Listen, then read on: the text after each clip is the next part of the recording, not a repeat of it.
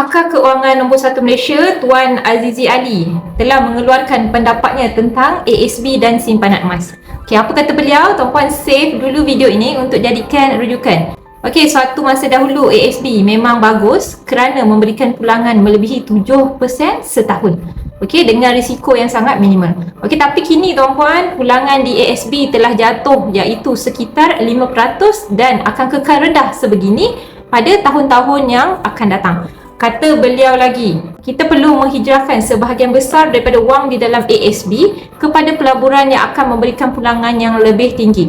Dan salah satu pelaburan tersebut adalah simpanan dalam bentuk emas fizikal. Okey, dalam ASB, kita hanya tinggalkan simpanan untuk jangka masa pendek, contohnya dana kecemasan 3 hingga ke 6 bulan gaji sahaja. Okey, selebihnya kita boleh alihkan kepada bentuk emas fizikal. Okey, memandangkan emas telah memberikan pulangan sekitar 10% setiap tahun dalam masa tempoh 20 tahun kebelakangan ini, melabur dalam emas adalah pilihan yang lebih baik dan lebih bijak. Saya sedia untuk bimbing tuan-puan, mulakan tabungan emas pertama dengan cara yang mudah, selamat dan mampu milik bersama Public Gold. Bagi tuan-puan yang nak mulakan tabungan emas pertama, dengan minimum bajet RM100, tuan-puan boleh klik link saya di profil ataupun isi web biru untuk saya bantu dan guide sebaiknya.